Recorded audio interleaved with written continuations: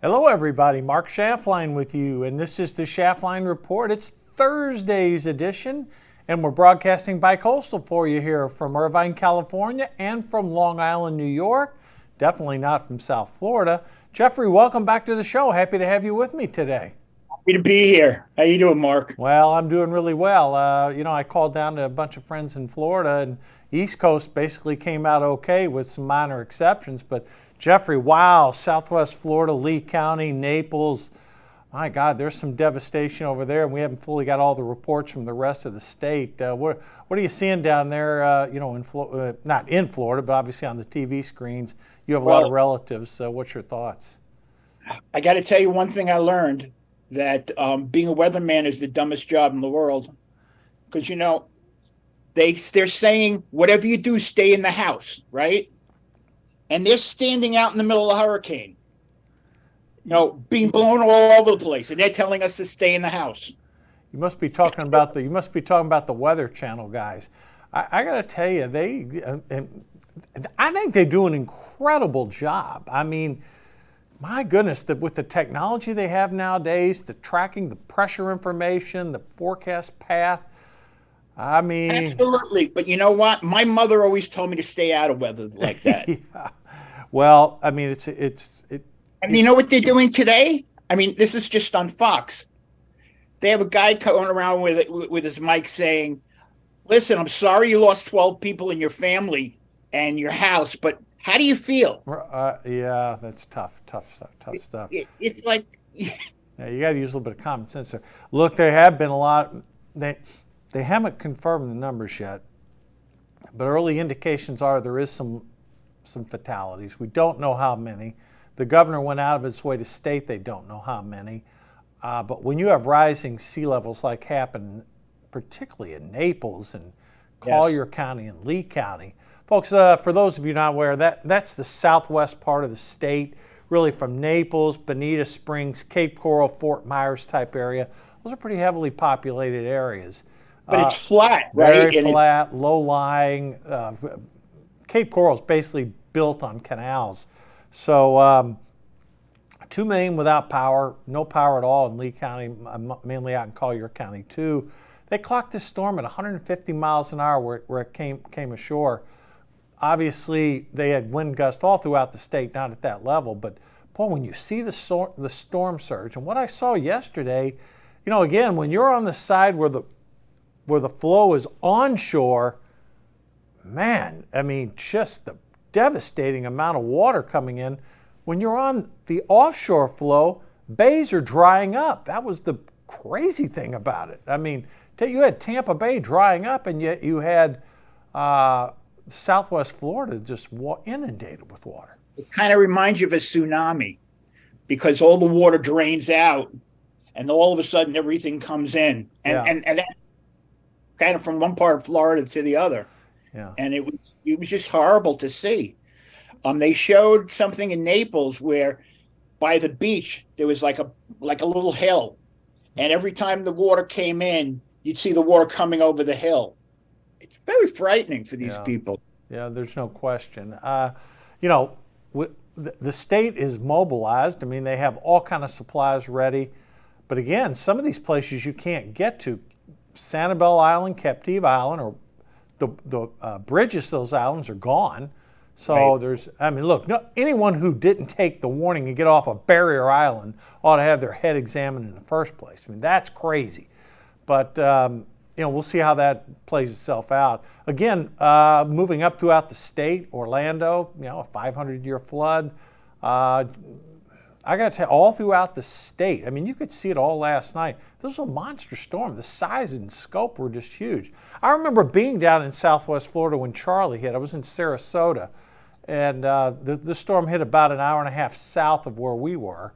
But boy, I got to tell you, I've been through some storms. I was in South Florida when Andrew hit back in 1992, dating myself here, and many of the other smaller ones. But this one really, this had sort of like an Andrew comparison, except it was way bigger. I mean, just affected the entire state, Jeffrey. I only had to go through Sandra Yeah, in yeah, 2012, yeah. and it was, I couldn't drive because you wouldn't even see the trees that fell down in the middle of the road. Right, It right. was it was scary, and it's still that was once in a lifetime. The people in Florida get one, every couple of years, Yeah. and that's horrible. Well, I can only say this. So far, um, the governor, the support staff, the state seems as prepared as possible. Recovery efforts, assessments.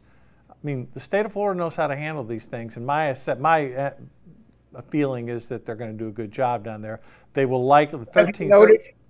Have you noticed that there's a lineup of politicians who have no relation to it trying to get on television to say they feel sorry?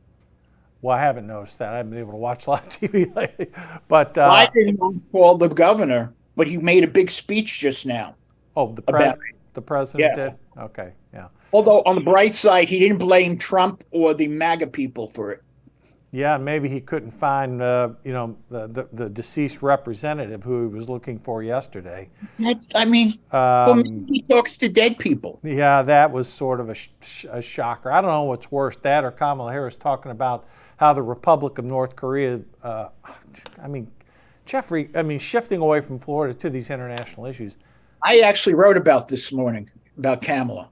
I mean, You know, you can't really blame her, okay? Because she's learning from her boss. Okay. And we all know that President Biden has a PhD in gaffing. it, I don't think she's qualified to be vice president. I've never thought she was. It was a desperate move by Biden. I don't know why he did it. He had many qualified people. I could name a list of them. I mean, she is a deer in the headlights. It literally is it's an embarrassment to the country to have her as the vice president. I can't And make she was it. standing with the head of South Korea, and she can't get the difference. I mean, the North Korean guy is a short guy with a lousy haircut. It's unbelievable. Yeah. It, And did you see the press secretary trying to defend Biden on his comment yesterday about the deceased Congresswoman Jackie Walorski? I mean, here her and her family are killed in a crash in Indiana about 6-7 weeks ago. Biden's already properly given attributes to her for her service to the country. And I don't know, it's another example, Jeffrey, and I talked about this on the show yesterday when the news was fresh off the presses, didn't really know all the information about it, but my goodness, I mean, that cannot lead to any confidence that this guy's really in charge. do you remember during I think it was 2008 campaign when he went doing an appearance, and he told the guy in the wheelchair, "Come on, stand up." Oh, yeah, yeah, that's it. Yeah. Yeah, and another famous remark talking to black people about putting them in chains. I mean, but those were campaign pieces. I get it, but this woman's deceased. I mean, they've already had the funeral. I mean, White House sent the condolences. I mean, and Jean-Pierre, whatever her name is, trying to cover for it, basically saying, well, she was on his mind. I get that. You can pay tribute to her, but don't look around the room for her. I mean, it just breeds more of the pervasive feeling of incompetence that grips this White House and the fact that nobody's in charge. I don't know. I hear from people in the press corps, they can't stand her. Oh, Okay. yeah, John Pierre, you're talking about? They think that everything she says is a lie, and they really can't stand her. Yeah, she's another one that's grossly incompetent. I mean, made her mark on Morning Joe's show, and I don't know what. It's just Jan Psaki, for all her issues, was a competent press secretary. I mean, I didn't like what she said. She was very good at lying. This one's not. I mean, anyhow. Anyhow, I'll move off of that. Let's shift back domestically. Jeffrey, I'm getting a sense that between Biden's incompetence, the inflation numbers remaining stubbornly high, the Democratic incompetency on crime. I mean, I know Democrats get ticked off that they're always linked to weak on crime issues, but they are. Their bail policies, their defund the police. I mean, all this stupid stuff the far left wing does, the Democratic Party rightfully is painted with that brush. I'm sensing that some of the polling is shifting in Republicans' favor, Jeffrey. I am too, but very slowly. Yes. The other thing is what's going to be big news tomorrow, besides the hurricane, is the GDP. Yeah, that comes out. Yeah. You know, and it's just after the revised numbers, yeah, we're in a recession. Well, that's going to show negative growth for the previous quarter. I don't know. It's not going to show it necessarily for this quarter, but again, what's happening out there, and again, I've traveled around the country a little bit, I've seen it, there's a pervasiveness of the inflation's high, food prices are high. Jeffrey, here in California, because we've got some refinery issues out here, gas, you can't get gas for under $6 a gallon out here. Wow. Filled up yesterday, $6.65 regular unleaded. I mean, wow. And people up here are just ticked off about it. They're seeing prices the rest of the country around $4 and here $6.50, and they're like, I know we pay more, but this is sort of ridiculous. That's a big number, Jeffrey, when you're north of $6. And California's getting even crazier. I mean, you have the electric car thing, and now they want to ban natural gas ranges and anything for you, and heating and anything for your kitchen. It's bizarre. It's bizarre. Yeah, it is bizarre. And I think what's happening, people are looking at this Democratic Party and they're saying prices for everything are still high. Food prices are high. Rent prices are going up. Yeah, the rest of the country, gasoline prices may have come down, but not here. And my sense is the insanity that the Democratic Party promotes, the soft on crime, defund police, no bail, open borders, high inflation, high rents, I think it's catching up with them. I mean, in Pennsylvania, that hardcore leftist, John Fetterman, the hoodie guy walks around wearing a hoodie everywhere he goes, is now only a 3-point lead over Dr. Oz. Yeah, well, I think that's because of his performance in the debates. Well, I heard that was her. I didn't hear the debate, but I heard the critique on him. Oh, no, his performance was he didn't have a debate. Yeah. Yeah, he's terrible. I mean, the people in Pennsylvania, if they vote for this guy, they're literally voting for someone who has their economic interest against them. I mean, the guy's against fracking, which, oh, by the way, is a pretty big industry in Pennsylvania. He's to the left of Bernie Sanders and Elizabeth Warren on most policies. I mean, why would Pennsylvanians want this guy? Because they don't think. They think just see a liberal, I'm going to vote for him. Yeah. And that's really how it goes. Yeah. Well, I do the same thing in New York, where you got Kathy Hochul against Lee Zeldin. Yeah. And maybe because I've met Lee and my daughter worked for him, but I really like the guy. Yeah, he's an outstanding guy. And Hochul wants to go put us in masks and stay in the house again. Oh God, just insane. Well, and both her and Cuomo, you just mentioned fracking. Mm-hmm. New York, where it borders Pennsylvania, right, has a giant deposit where they could get out by fracking. Yeah, they do. Correct. These greenies won't let them drill. And you think about what it would do to New York taxes if there was gas coming out of the ground. Right. Yeah, they go down, of course, obviously. Well, the good news is this. Oz, which was behind anywhere from 5 to 11 points, now is down 3 to 4 points. He's still down, folks. I mean, he would still be an upset if he won.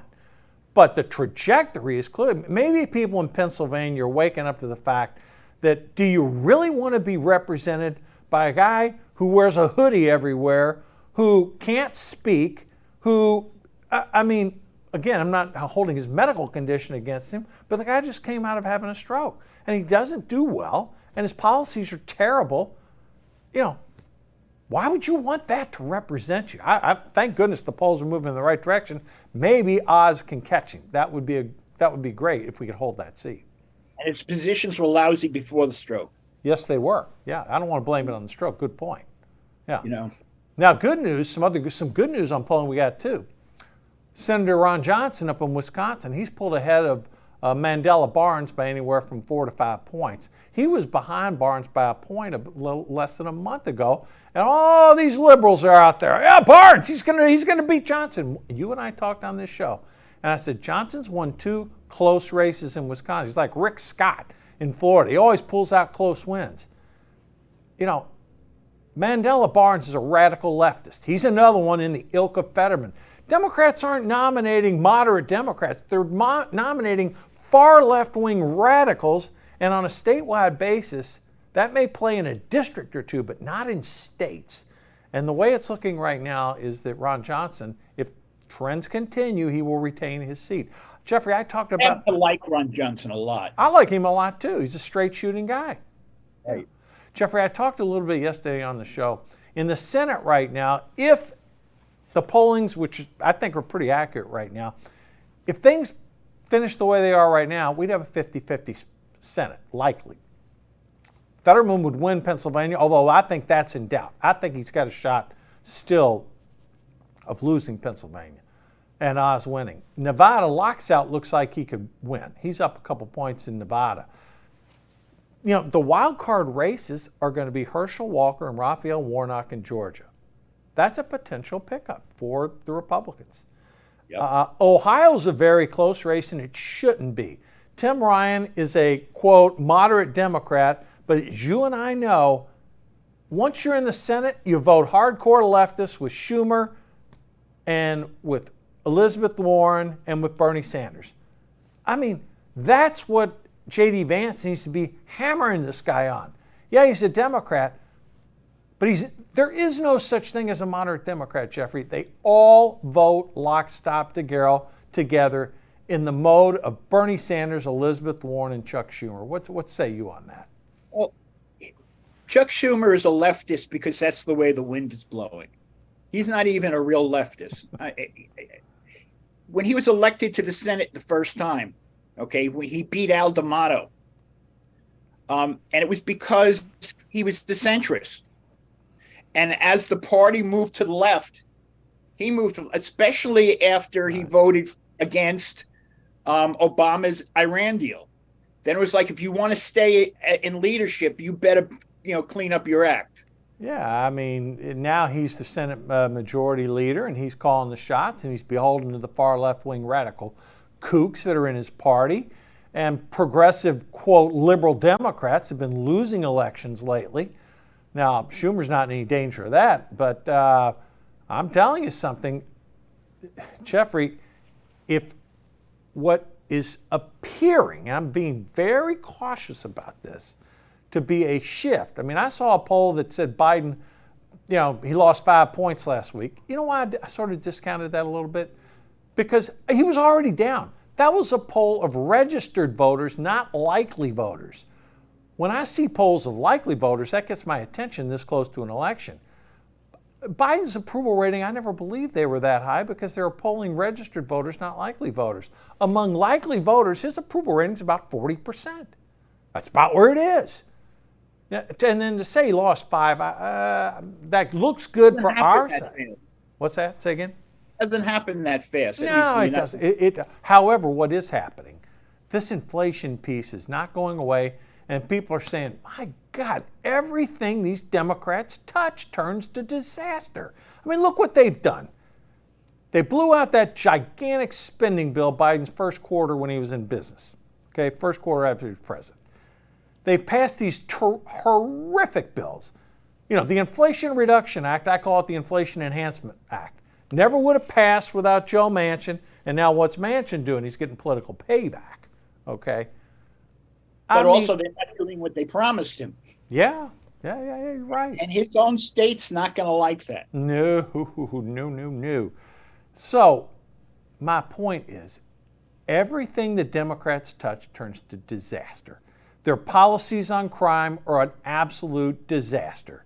This early bail stuff, and we got to rehabilitate, and we can't, no. McConnell had the right idea. When you do serious crimes, bodily injury, murder, rape, throw them in jail and throw the key away. Okay, those policies worked. 3 strikes and you're out, they worked. this crap of being soft on crime, which the Democrats are, and no bail, and we got to have sympathy for the criminal, not the victim. Americans have had enough of it, and Democrats are wearing that like an anvil around their neck. Open borders, Americans are sick of open borders. We don't want to see that anymore. They're sick of the inflation fueled by the Biden administration's ridiculous spending plans. And God bless Manchin and Kirsten Sinema for resisting some of the earlier horrific bills. But again, Jeffrey, my point is everything Democrats touch turns to stone or worse. And maybe, just maybe, if this, I hate using the word wave analogy, but if you talk to likely voters, there is a chance that some of these tight races, a la Ohio could stay Republican, maybe Oz can beat Fetterman, we win Nevada, maybe the wave hits. Patty Murray's only up by 2 in Washington. I mean, if that's true, and I don't know if that poll's an outlier or not, it could be a good night for Republicans in November. I just think they have to show some unity, okay? I think there are too many candidates saying, well, if I get elected, I'm not voting for Mitch McConnell. Oh, that's stupid. And it you know, it's dumber than a rock. I mean, these people, they're right. They're just stupid to say stuff like that. And you like the fact that you have 3 more conservative people on the Supreme Court, 3 more originalists? That was Mitch McConnell's doing. Exactly. Trump might have nominated him, but he's the one who pushed them through. Exactly. And he doesn't fight for the conservative values. Yeah, I mean, that's so much BS. He's a hell of a fight. He is an absolute solid conservative. I've been a defender of his for a long time. And any of these idiots out there say, oh, I don't know if I'm going to support him, they'll probably lose. Okay? They probably will. They probably won't win because voters will think they're too far to the right. But anyhow, I do think things are slightly trending in our favor. We'll see where they go from here. Did you catch what Mike Pompeo was saying, Jeffrey? Mike Pompeo, former Secretary of State, former CIA director, is talking about how woke the military has become. Well, you and I have talked about that. Jeffrey, we don't need a woke military. We need an United States military. Well, yeah, except why should they say he or she? Doesn't that hurt the country? Of course it does. Yeah, right. Sure it does. And some of them are Latinx. I thought they got rid of that term. A Latinx sounds like a Kleenex. Like you're blowing your nose or something. I never even knew what Latinx mean. I know what the term Latino and Latina mean, man, woman, I guess. That's Latinx is either one. I thought they got rid of that term because it was so divisive. Well, the Hispanics, because that's the easier way to say it, they hated it. Oh, of course they did. That's why they're voting Republican. They're tired of being put in a box. They don't want to be. Look. They may be conservative, they may be moderate, they may be liberal. Pick your poison. But they don't want to be called a Kleenex, okay, or whatever the hell they're calling them. But to Pompeo, the point about Pompeo is that we're too worried about what they think and what they do and all that kind of stuff. Yeah. When you're in the military, when you get an order to jump, you're supposed to jump. Right. I mean, you're not thinking about anything else. You're following orders. Right. So it's just a waste of time. What was the old thing? If it moves, you salute it. If it doesn't move, you paint it. I heard that before. Yeah. Look, my father was in the military, so I got a pretty good perspective on it.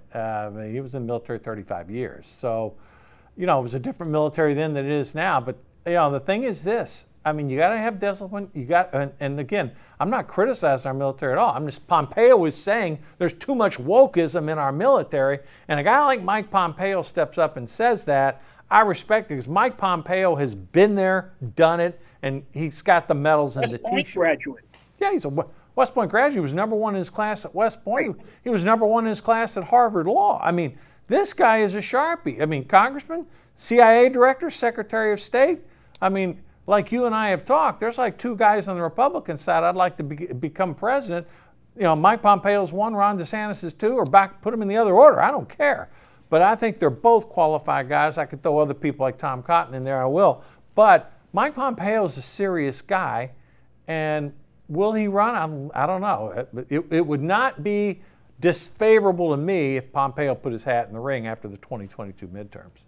Well, first of all, with the woke thing, it's not the rank and file people. Right. It's the high level people who are getting pressured by somebody in the White House. Somebody or some group of bodies in the White House. Susan Rice, Ron Klain, whoever the hell's calling the shots in the White House, which we don't know.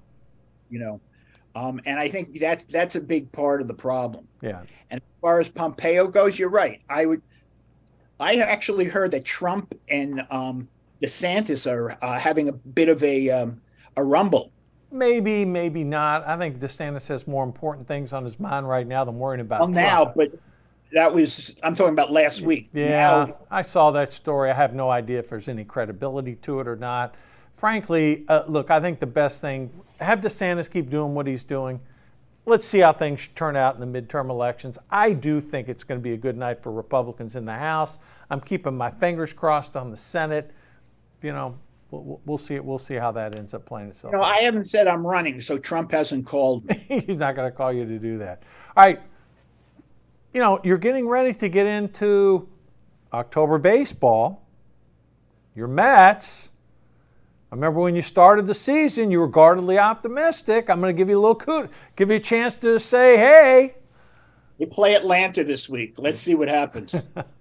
Yeah. But like I said, my New York Jets are mid-season form. Yeah, they're 1-2 and headed towards 1-3. Right. But hey, they lost to Cincinnati, and everyone said they were going to win. Well, hey, I look at it like this: they're 3-point underdogs, but if they pull out a win, they're 2-2. And if you ask Jet fans, would you take 2-2 to start the year? I'm sure 90% of them would have said, "Heck yes, we will." Well, I think the big news though is yesterday was the 61st home run. Yeah. Congratulations to him for pulling that off. And I know you're not a Yankee fan, but I know there's a lot of Yankee fans in New York, and that's a big accomplishment for Aaron Judge. Well, I think for baseball, it's a big accomplishment. Yeah. The next thing he has is Hank Aaron's record, because the other ones above him don't count because they did steroids. The steroid era. Yeah, different. To me, Hank Aaron is the leader in home runs. Yeah. We could. Yeah, understood. I know where you're coming from on that. All right, we got about a minute left. Forecast time. All right, you got what is going to happen next. I mean, you got the Russians going to annex some territory in Ukraine. The pipeline got blown up. You got gas shortages. Well, you and I have talked about it heading into the winter. Jeffrey, where do we go from here? I think it's going to be a hard time for the president and the Democrats, because I think it's snowballing now. I see the bigger cracks in the armor. Yeah. And I think they're in. I don't know if it's going to make it a bigger. It's not going to be a big wave, because there isn't such a thing. But I think that there are cracks in what they can do. Mm-hmm. They hired. Well, supposedly they're getting rid of Janet Yellen, getting a new Treasury Secretary who's better at selling. So. Janet Yellen's highly qualified. I mean, I don't agree with her on a lot of stuff, but she is a highly qualified person. Solid background, former Federal Reserve Chairman. I mean, she's infinitely qualified to be Treasury Secretary. So I'm not saying she isn't. I'm saying that they're looking for someone to sell the programs better. Well, they're going to need to do something, because the inflation numbers are out of control. We talked about the rents, the food. Gasoline prices are going to start going up the rest of the country too as you head into winter, because demand, if China ever opens back up, probably will after she gets reelected. I think the biggest thing, though, is inflation is what people are having on their table. Yeah, every day. They hit it every day. Yeah, you're exactly right, Jeffrey. I'm with you on that. I think they're going to have problems. Look, the other thing is this, too. A lot of people are invested in the stock market. The stocks are in a bear market right now. Call it whatever you want. Treasury yields on 2-year notes are about 4.2%. Certain bonds are looking attractive right now. A lot of people are saying, hey, wait a minute, I can get risk-free by buying treasuries at 4.2, 4.25, anything over 4%, risk-free.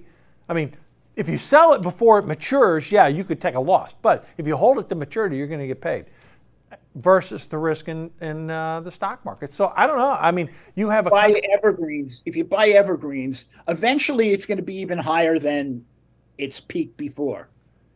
because it always, what goes up must come down. I mean, what comes down must go up. Well, And I know too many people who are now selling low. well, you know, when Democrats are in control, which they are right now, and you know you got Joe Biden as president, and you have the Federal Reserve catching up from some bad policies last year when they had a chance to raise rates and they didn't. But I'm not criticizing the Fed. I think they're doing a good job. To say they made a mistake, yeah, we acknowledge that. But if you disagree with their current policy, and a lot of people on Wall Street do. It's like the pom-pom boys are crying. When there's easy money, makes everybody look good and smart. When money gets tight, those gains aren't as easy. But it's filtering down to the American people. And when they look at their 401k, if they see that going down in value, plus rising cost, crime, border, I think people could say, wait a minute, time out.